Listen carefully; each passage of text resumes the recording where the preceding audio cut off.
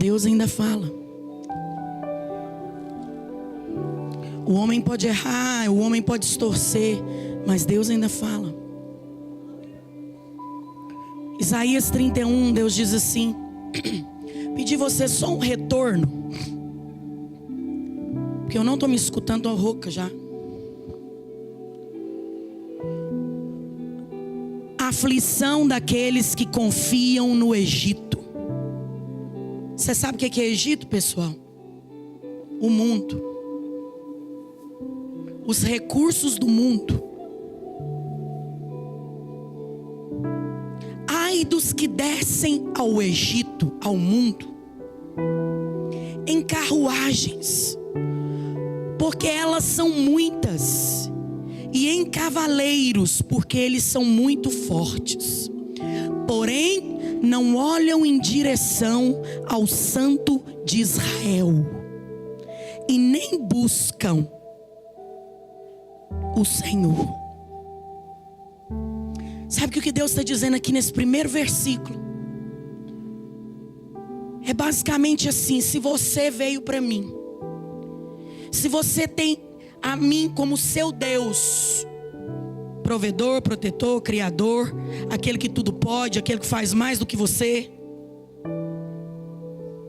mas você, no meio da adversidade, no meio do dia a dia, no meio da vida, em primeiro lugar, você não coloca os seus problemas e a sua vida e as direções diante de mim, mas pelo contrário, você coloca no mundo primeiro. Alguém está doente? Que ore primeiro. Que leia Isaías 53 primeiro.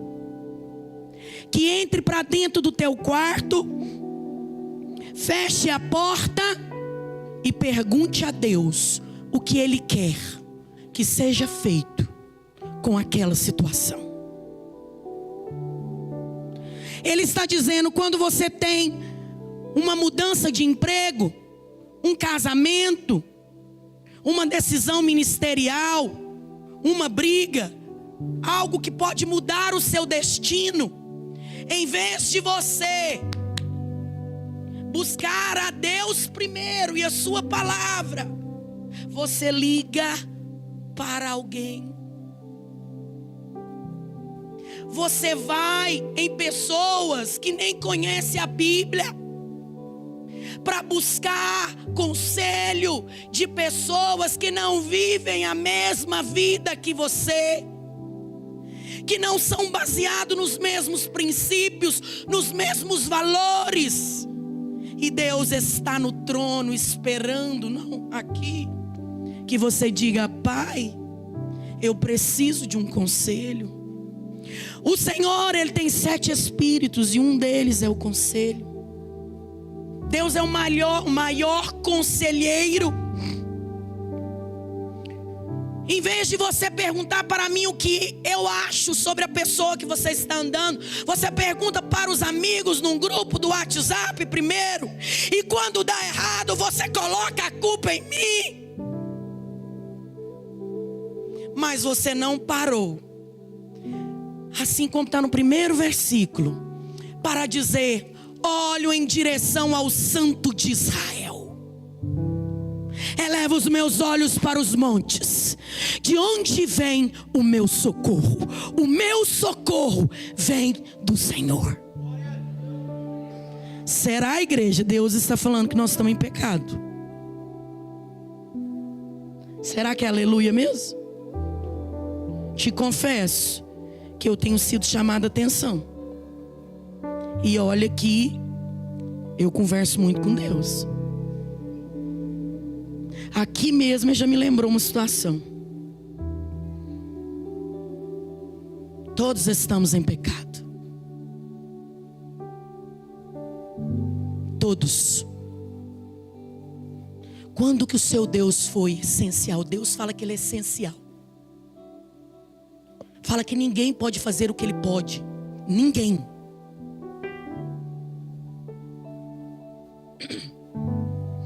Dois, E ele diz: além disso, ele também é sábio e trará o mal, e não revogará suas palavras. Porém, levantar-se-á contra a casa dos fazedores do mal e contra o auxílio daqueles que obram iniquidade. Auxílio daqueles que obram iniquidade. Toma cuidado. Tem pessoas que andam ajudando você, que não trabalham para Deus, que são fazedores de iniquidade, e que em breve o juízo virá. Quem são as pessoas que você tem buscado? 3. Agora os egípcios são homens e não Deus. Sabe o que Deus está falando? Sabe essa pessoa que você está com dependência emocional, dependência física, dependência financeira? Isso é homem. Pó.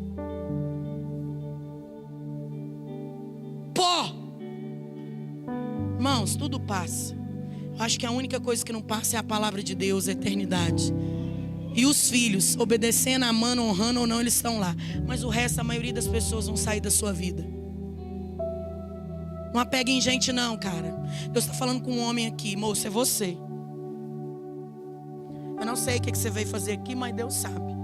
Deus está falando: eu te trouxe aqui hoje, sabe por quê? Que você está ferido, que você está pegando em homem. Alguém te machucou, te feriu, e Deus diz: venha para mim, eu vou saciar seu coração. A maior fonte de vida está em mim, em Deus, porque eu amo você.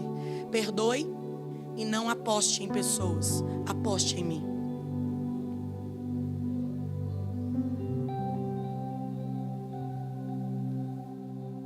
Cláudia, o que você está falando? Não é eu não. Deus falou para você servir o homem, amar o próximo, mas depender dele. Vou repetir de novo: servir o homem, amar o próximo, mas depender dele e de você mesmo. Por isso há muitos que estão feridos por colocar os homens no lugar que é de Deus, no lugar que é seu. Nem o seu marido é tão importante quanto Deus. Apesar de que seu marido representa Cristo aqui na terra, mas primeiro Deus, depois ele. Ele é a pessoa mais importante depois de Deus mesmo. E seus cavalos, carne e não espírito. Deus está falando: o meu povo, que é um povo espiritual, que mora numa casa física e que tem uma alma, em vez de depender primeiro do espírito, eles estão dependendo da carne. Então por que nós estamos aqui, igreja? Por que nós estamos aqui?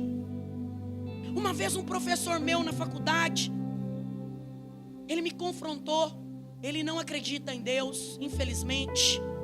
Ele disse para mim: se Deus é o Deus de vocês, vocês deveriam orar, buscar Ele para que vocês fossem curados primeiro antes de ir na medicina. Eu disse: não, amém, o senhor está certo, mas a medicina também é dele. Mas ele estava certo. Ele estava querendo dizer: se você tem um Deus, você recorre a Ele porque você sabe que Ele é soberano. Ei! Você recorre a Ele porque você sabe que Ele é soberano. Hoje eu falei: Deus, não deixa eu fazer nada pelo esforço, que a sua unção trabalhe por mim. Eu dou meu corpo para o Senhor. Por isso que eu não vou pregar nada que eu fiz, porque o que eu faço não presta. O que Ele faz é que dá certo. Olha o que Ele fala.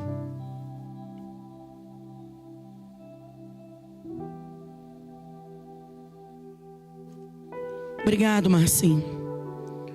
Quando o Senhor estender sua mão, tanto que ajuda cairá, quanto aquele que é ajudado fracassará, e todos eles falharão juntamente. Deus está falando assim: por você colocar deuses do Egito no meu lugar, tanto eles vão cair quanto você vai fracassar. Busque a mim. Me pergunte se eu quero que você continue nesse serviço. Me pergunte. Não tome decisão de sair de lugar nenhum pela sua alma. Você vai se lascar. Deus não é almático. Deus não é almático. Ele não age pelos nossos princípios almáticos. Olha o que ele fala aqui mais. Porque deste modo tem o Senhor me falado, semelhantemente ao leão, e ao leão novo rugindo sobre sua presa, quando uma multidão de pastores é suscitada contra ele. Ele não estará temeroso das vozes dele, nem se rebaixará pelo barulho deles. Assim o Senhor dos exércitos descerá para lutar pelo monte Sião e pela colina daquele lugar. Deus não está nem aí se tem pastores, pessoas se levantando contra as ovelhas dele.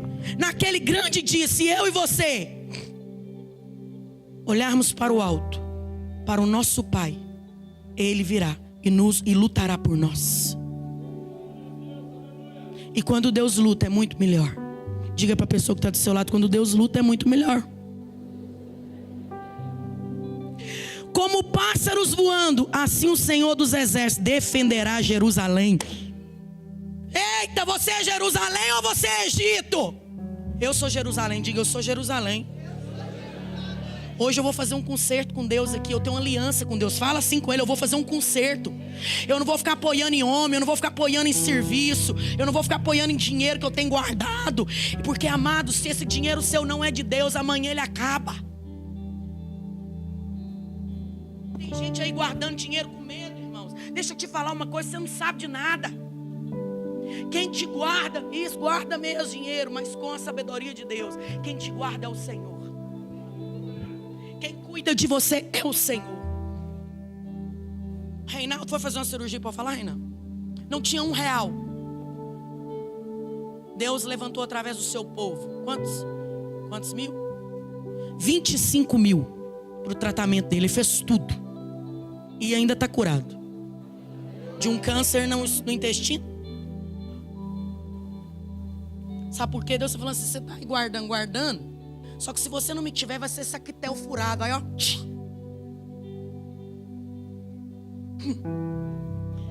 Irmão, eu tenho vivido tanta coisa que eu não quero falar não, irmão, porque as lutas já é grande, o povo pode interpretar errado. Essa semana alguém aqui dessa igreja deu 20 mil reais pra gente comprar o container ali fora. Mas não fala amém não, que ainda falta 33.900. Inclusive esse 33.900 está no bolso de alguém e eu estou esperando ele. Sabe por quê? Porque é um container para autista. É um container para criança que tem síndrome de Down. Isso é do coração de Deus. Isso é uma igreja inclusiva. Olha lá que Deus está falando.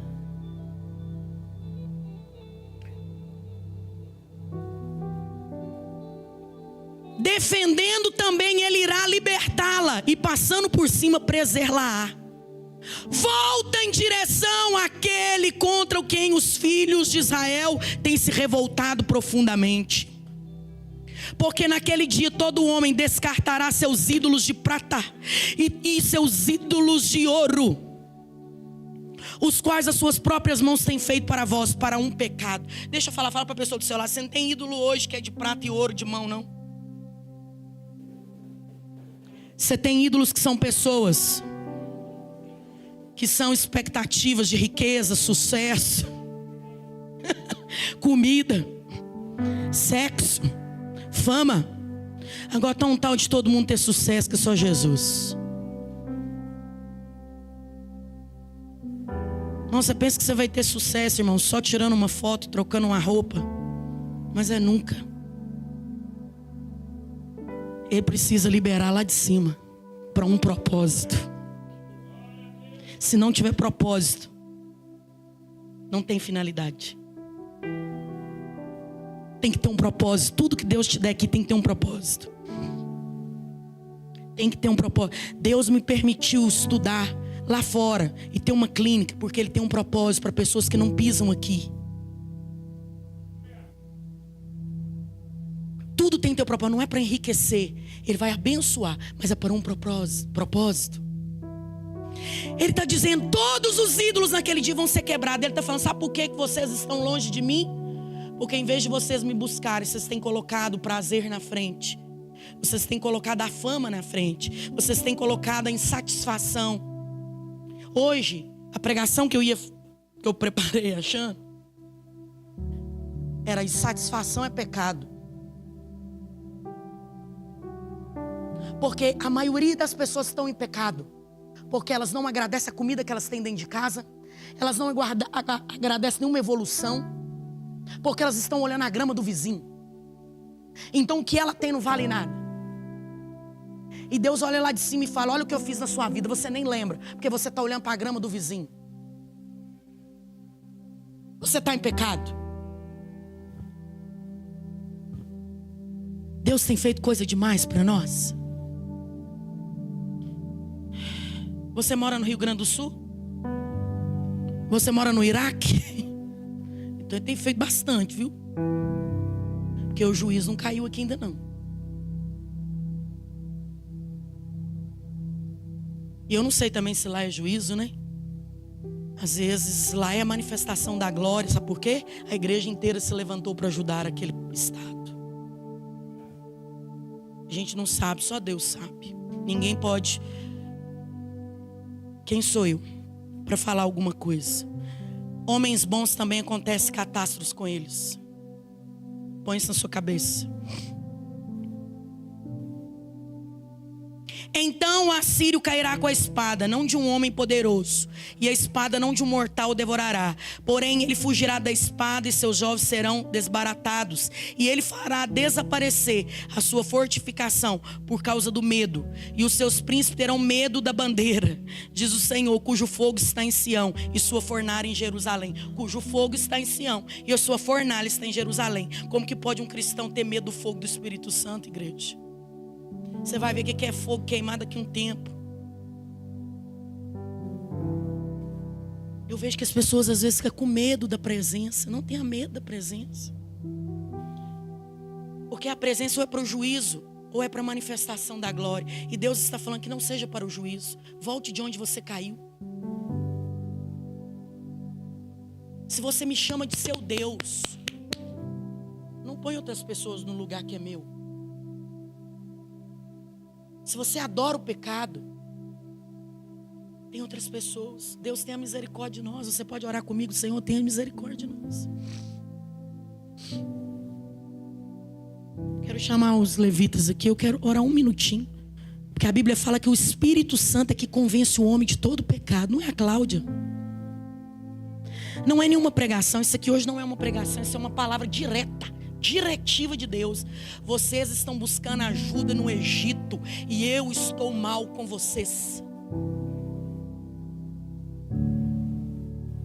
Vocês têm buscado ajuda e eu vou te falar o maior Egito que existe hoje. Põe o dedinho aqui, ó. O ego. Eu quero, eu mando, eu faço, eu não sofro nada, ninguém pode fazer nada comigo, eu não vou tolerar nada. Eu tenho que viver em extremo prazer. Eu tenho que ser muito rico. Eu não posso passar aflição. Jesus diz: que é isso? Se o meu filho, eu ensinei ele a obedecer pelo sofrimento, quanto mais você. Mas por que você não me chama no seu sofrimento? Eu posso aliviar sua carga. Eu posso passar com você.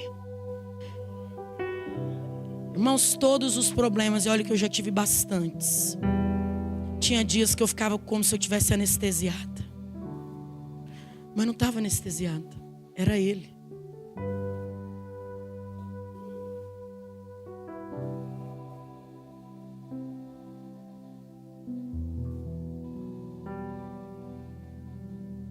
No que som de anjo no céu.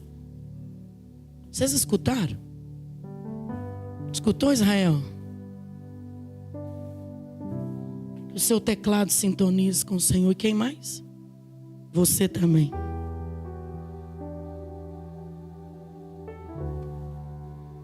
Feche seus olhos e pergunte ao Espírito Santo: Espírito Santo, quem é meu ídolo? Que pecado que eu estou? Ah, não, pastor, me convidaram para vir aqui, que o Senhor, me falaram que Jesus cura, né? Você cura, filho. Inclusive, Jesus, antes de curar alguém, procure para mim, Adriano e Marcos, ele perdoava os pecados do povo. Antes de Jesus falar: você está curado, ele falava: os seus pecados estão perdoados. Primeiro, nós precisamos ir atrás do pecado. Que pecado eu tenho? Pedir perdão, abandonar, encontrar misericórdia para depois ser curado. Muitas pessoas não são curadas porque elas não se arrependem. É uma igreja de oba-oba hoje. E não pense que eu sou uma pessoa perfeita, porque eu não sou. Eu estou aqui te falando que Deus falou aqui comigo, que numa situação que eu não busquei Ele em primeiro lugar. Então eu começo aqui hoje confessando meu pecado diante de vocês. Eu também preciso de conserto. Porque a minha vida é toda dele. Tudo que tem, irmãos, não gira em torno da Cláudia, gira em torno de um propósito. Ai de mim, pensar que eu estou onde eu estou hoje, e se é que estou em algum lugar.